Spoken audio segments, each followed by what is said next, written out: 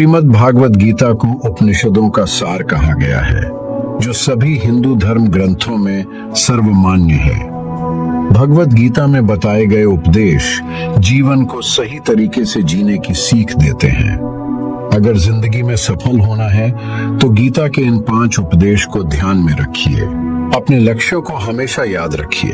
किसी भी लक्ष्य को निर्धारित करने से पहले खुद से 3 सवाल अवश्य करें। आप उस काम को क्यों करना चाहते हैं? इसका क्या परिणाम होगा? आपको इसमें सफलता मिलेगी? अगर तीनों सवालों के जवाब आपको मिल जाएं, तभी उस लक्ष्य की ओर कदम बढ़ाएं। अपनी रणनीति बनाएं और गुप्त रखें। अपने लक्ष्य के लिए क्या रणनीति बनाई है, इसके बारे में किसी को ना बताएं। गुप्त रूप से केवल उस दिशा में मेहनत करते रहें। विपत्ति का सामना करें।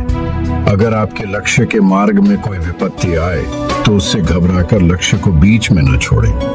धैर्य के साथ विपत्ति का सामना करें और लक्ष्य के प्रति सकारात्मक सोच के साथ प्रयास को जारी रखें। छोटे लक्ष्य बनाएं। बड़ा लक्ष्य तय करने से अच्छा है कि हमेशा छोटे लक्ष्य बनाएं।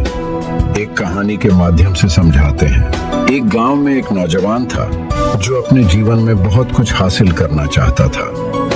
उसके मन में कई सपने थे और वह हमेशा अपने लक्ष्य को लेकर उत्साहित रहता था। लेकिन बीच बीच में उसके दोस्त और रिश्तेदार उसे ताने मारते थे।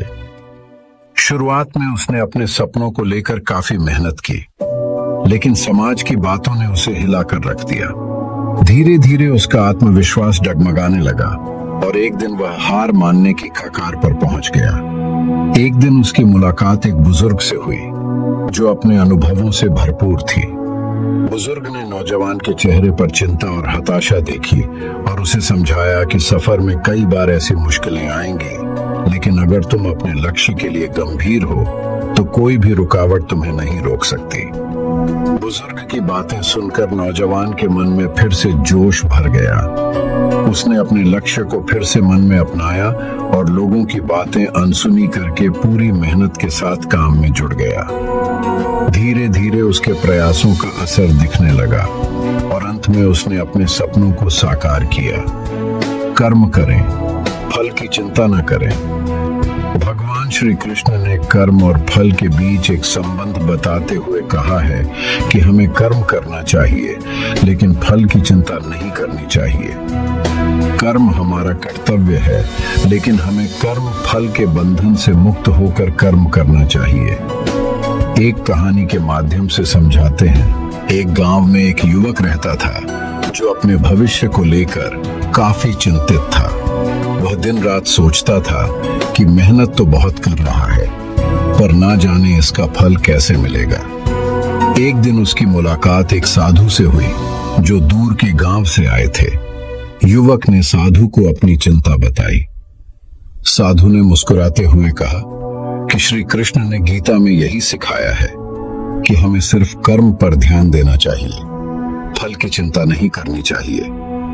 कर्म ही हमारा धर्म है और फल का विचार करना हमारे बस में नहीं है। अगर हम हमेशा फल के बारे में सोचते रहेंगे तो हमारे कर्मों में कमी आ जाएगी। भागवत गीता में श्री कृष्ण कहते हैं कि वर्तमान में जीना सीखो। अतीत का भय और भविष्य की चिंता व्यक्ति को इतना परेशान कर देती है कि वह चैन से जी नहीं पाता। अपराध और चिंता मनुष्य की प्राकृतिक भावनाएं हैं, लेकिन इनसे ग्रस्त हो जाना अथवा यह सोच लेना इनसे छुटकारा मिलना बहुत मुश्किल है। अतीत के बारे में ना सोचें और भविष्य की चिंता में खुद को बर्बाद न करें। भागवत गीता में यह भी कहा गया है कि जब तक आप खुद पर विश्वास नहीं करते, तब तक दूसरों को भी आप पर विश्वास नहीं होगा। जीवन में सफलता पाने के लिए आपको अपने सपनों का पीछा करना चाहिए। अपने सपनों के लिए काम करें और उन्हें हासिल करने के लिए हमेशा तत्पर रहें। आप जितना मेहनत करेंगे, उतने ही जल्दी आपके सपने पूरे होंगे। भागवत गीता का एक और महत्वपूर्ण उपदेश क्रोध और गुस्सा पर है। श्री कृष्ण कहते हैं कि क्रोध इंसान का एक स्वाभाविक भाव है, लेकिन इसे वश में करना बहुत जरूरी है।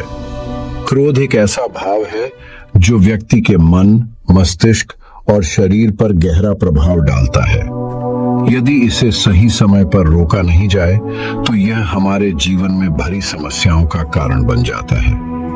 जब हम क्रोधित होते हैं तो हमारे निर्णय लेने की क्षमता कमजोर हो जाती है। क्रोध की स्थिति में हम बिना सोचे समझे ऐसी बातें कह जाते हैं जो शायद सामने वाले को चोट पहुंचा देती हैं।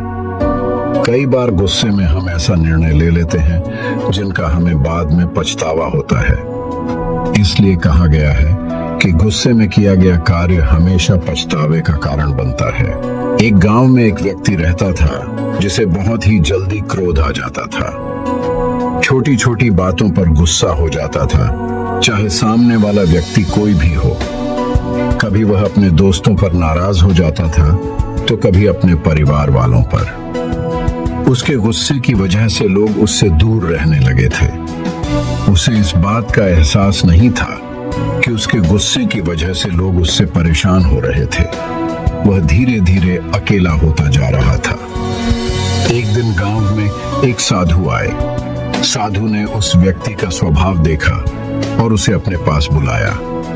उन्होंने खाली कटोरी और एक मिट्टी का दीपक जलाकर उसे दिया और कहा, इस दीपक को इस कटोरी में रख दो और ध्यान से देखो। वह व्यक्ति ध्यान से दीपक को देखता रहा। धीरे धीरे दीपक की लौ ऊपर उठने लगी और उस कटोरी के अंदर का पूरा माहौल गर्म होने लगा। साधु ने उससे कहा, बेटा, जिस तरह यह दीपक अपने चारों ओर गर्मी फैलाता है, उसी तरह क्रोध भी हमारे आसपास के माहौल को गर्म और अशांत कर देता है। यह सिर्फ दूसरों को नहीं बल्कि हमें भी जलाता है। फिर साधु ने दीपक को बुझाने के लिए कहा। जैसे ही दीपक बुझा, कटोरी के अंदर का माहौल ठंडा और शांत हो गया। साधु ने मुस्कुराते हुए कहा, अगर तुम अपने इस क्रोध पर नियंत्रण कर लो तो तुम भी इस बुझी हुई कटोरी की तरह शांत और ठंडे रह सकते हो। क्रोध में इंसान वह कर बैठता है जिसका परिणाम उसे बाद में होता है।